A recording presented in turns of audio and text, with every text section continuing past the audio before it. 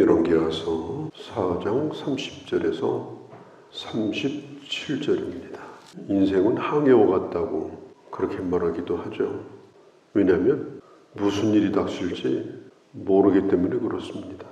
출발할 때는 바다가 잔잔했는데 얼마 되지 않아 가지고 엄청난 풍랑을 만나고 매우 심각한 상황에 빠질 수도 있기 때문입니다. 문제가 없는 인생이 없습니다.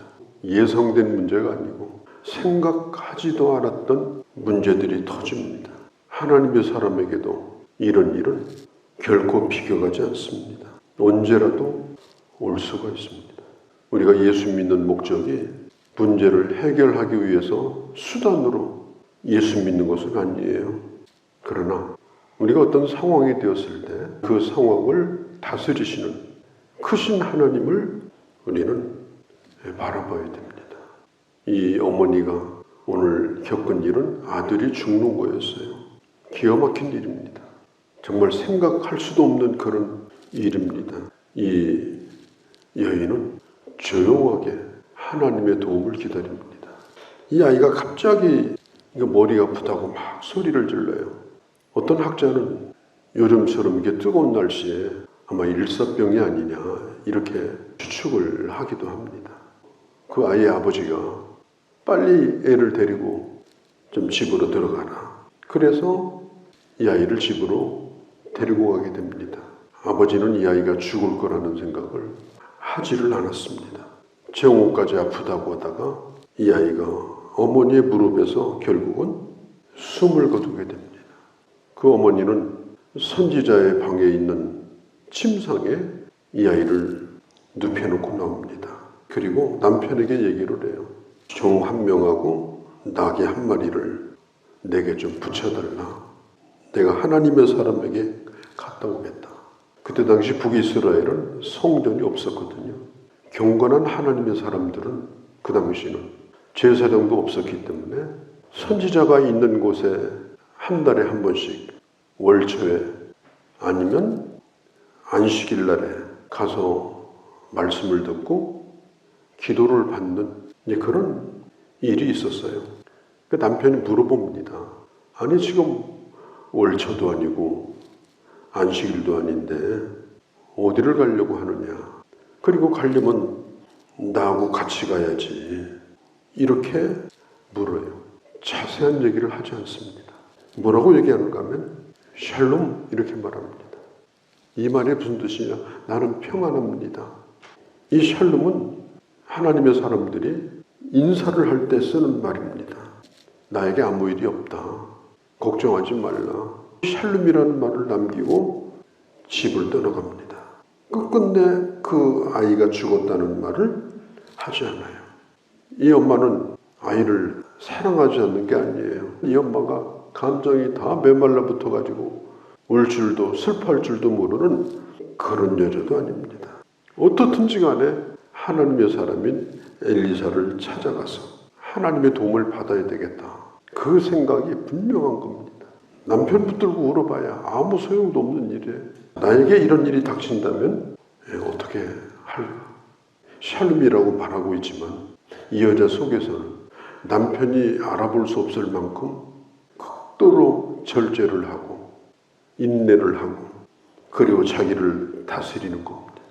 그 안에서 일어나는 어마어마한 풍랑을 자기 속에다가 담아놓고 초지일관하게 그 샬롬을 지금 유지를 하고 있는 거예요.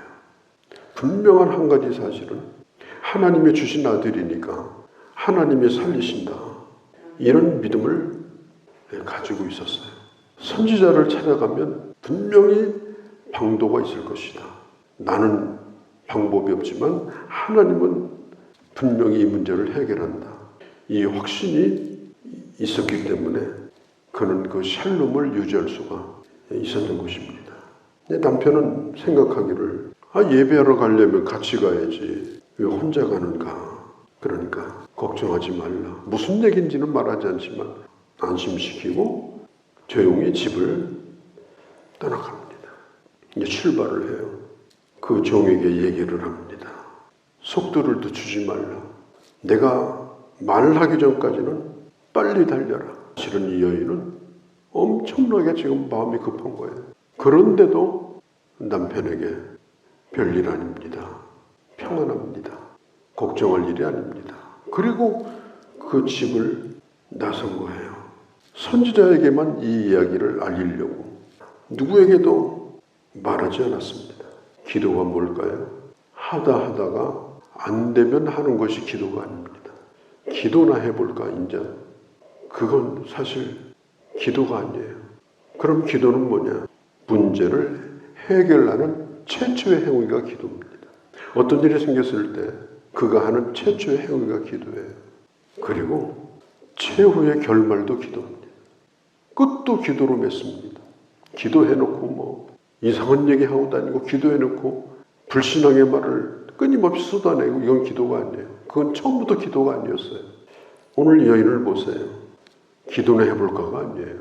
모든 걸 하나님에게 걸고 사람을 붙들지 않았습니다. 엘리사가 있는 갈멜산까지 이제 가는데 선지자의 비서인 게하시가 마중을 나와요. 엘리사가 이 게하시를 보낸 거예요. 그러면서 3번이나 평안하냐고 물어요. 너는 평안하냐? 예. 네 남편도 평안하냐? 예. 네 아들도 평안하냐? 예. 남편을 떠날 때도 샬롬. 선지자에게 가셔도 샬롬. 나는 평안합니다. 이것은 분명한 믿음, 분명한 확신, 초질관한 누구도 꺾을 수 없는 하나님을 향한 그런 단호함, 그런 결기, 이런 신앙이 없이는 이건 할 수가 없는 겁니다. 하나님이 없는 아들을 주셨으니까. 그리고 하나님이 아들을 데려가실 것 같으면 없는 아들도 주신 아들인데 거꾸로 죽은 아들도 살릴 거 아니겠는가. 그런 믿음이 있었어요. 이 여인은 이런 하나님을 향한 기대, 이런 절대적 신앙, 그냥 믿는 게 아니에요. 절대적 신앙, 이걸 가지고 있었기 때문에 샬롬을 유지할 수가 있었다. 성경은 이 여인에 대하여 어떤 논평도 하지 않습니다. 뭐 믿음이 있다든지 없다든지 이 여인에 대하여 어떤 평가도 하지 않아요. 그냥 있어지는 일을 조용하게 기록만 하고 있을 뿐이에요.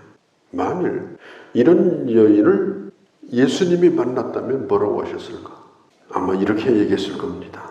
내가 이만한 믿음을 가진 여자를 내가 만나본 적이 없다. 그리고 칭찬해 줬을 거예요. 아이의 죽음 앞에서 남편에게 샬롬을 말했습니다. 인간적으로 죽음이라고 하는 건 모든 상황이 끝나는 일입니다. 그런데 이 여인은 끝난 것이 아니었어요. 왜? 믿음이 있었기 때문에. 이 여인은 선지자에게 갑니다. 가서 선지자의 발을 붙듭니다. 그러니까 게하시가 말리려고 그래요. 이게 무슨 무례한 짓인가? 27절에 얘기합니다. 가만두어라. 지금 이 여인은 쓰라린 고통을 지금 겪고 있는 중이다. 그리고 무엇 때문에 이런 고통을 겪는지 하나님께서 내게 아무 얘기도 안 해주시는구나. 무엇 때문에 이렇게 하는가? 내게 어떤 얘기도 해주시지 않는구나. 그때에 이 여인은 선지자에게 다짜고짜 내 아들 죽었다. 그렇게 말하지 않았어요. 이렇게 말합니다. 제가 언제 아들 달라고 요구한 적이 있습니까? 그때 내가 얘기하지 않았습니까? 나를 속이지 말라고. 이렇게만 얘기해요. 내가 아들 달라고 한 적이 없는데 주시고 지금에 와서 그 아들을 데려가서 나를 속인 거 아닙니까? 선지자가 무슨 얘기인지 알아듣습니다. 그때 엘리사가 게하시에게 말해요. 자기 허리 뒤를 주고 자기 지팡이를 주면서 이걸 띄고 내 지팡이를 가지고 빨리 그 집으로 가서 누구에게 문안 인사도 하지 말고 급하니까 그 아이의 얼굴에 이 지팡이를 놓아라. 그리고 게하시를 보냅니다. 그러면 그 여인도 이제 게하시를 따라가야 될 거 아니에요. 안 갑니다. 선지자를 떠나지 않습니다. 30절에 하나님의 살아계심 그리고 당신의 영혼을 두고 내가 맹세한다. 당신이 안 가면 나도 여기서 움직일 수가 없다. 나와 같이 가야 된다. 오늘 성경에 보면은 이에 엘리사가 여인을 따라가니라. 엘리사가 앞장선 게 아니에요. 이 여인이 엘리사를 끌고 간 겁니다. 끌려간 거예요. 그러니까 이 여인이 얼마나 대단한 믿음의 사람인지 몰라요. 하나님을 향한 이 분명한 신뢰, 하나님에게는 해결책이 있다. 하나님이 시작하신 일은 하나님이 끝내신다. 그런 분명한 이런 단호함이 있었고 이걸 누구도 꺾지를 못했어요.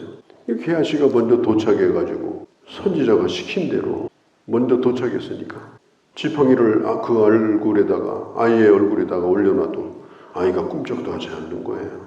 그때에 여인과 선지자가 거기에 도착을 합니다. 선지자는 홀로 문을 닫고 33절에 보면은 들어가서 문을 닫으니 두 사람뿐이라. 아무도 없어요. 죽은 아이와 선지자. 기도가 뭡니까? 1대1로 하나님을 대면하는 겁니다. 제1안, 2안, 3안, 차선 이런 것을 옆에다 두고 하는 게 기도가 아니에요. 죽은 아이를 놓고 혼자 들어가서 죽은 아이 쳐다보고 있는 것이 아니에요. 하나님을 1대1로 대면해서 기도하기 시작합니다. 그게 기도입니다. 그런데 기도하는 모습이 좀 희한합니다. 그 아이 위에 올라가서 엎드려서 자기 입을 그 입에, 자기 눈을 그 아이의 눈에, 자기 손을 그 아이의 손에 대고 엎드립니다. 그러자 그 체온이 그 아이에게 점점 옮겨가기 시작합니다. 그러더니 따뜻해집니다. 그러다가 내려와가지고 방 안을 이리저리 다니다가 몸을 또 덥게 만들더니 그렇게 또다시 합니다.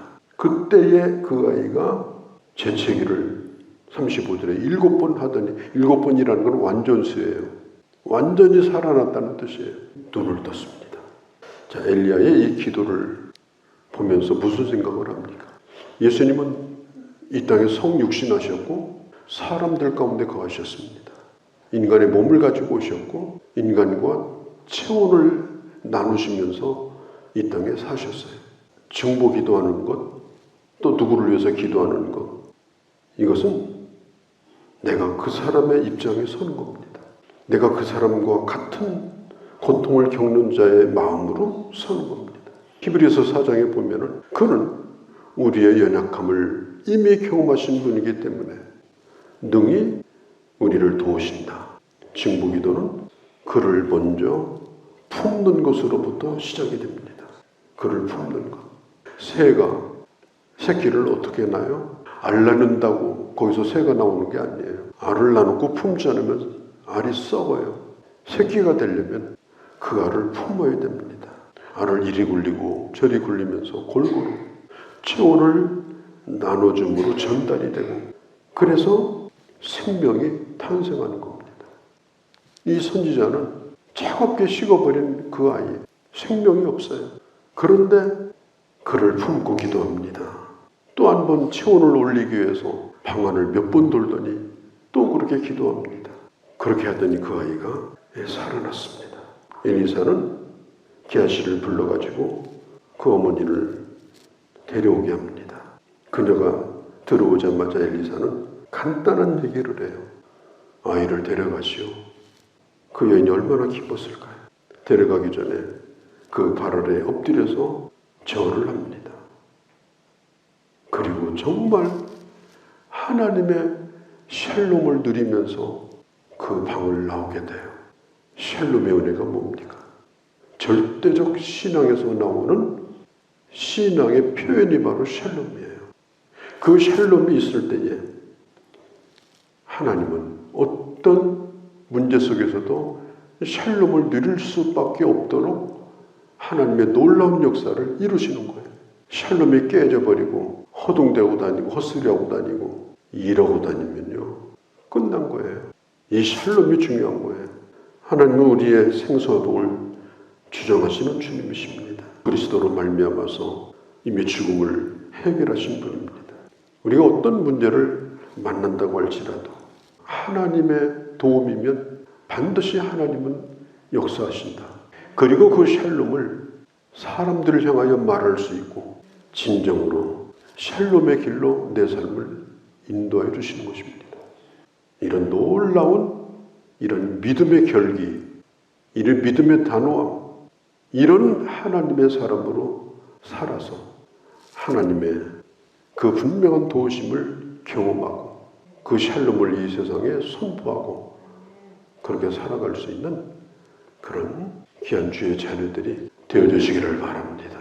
거룩하신 아버지, 오늘 이 여인을 우리가 보았습니다. 남편에게도 샬롬, 선지자에게도 샬롬이었습니다. 그리고 결국은 하나님은 그 어머니에게 샬롬의 은혜를 베풀어 주시고 죽은 아들을 살려주셔서 안게 하셨습니다.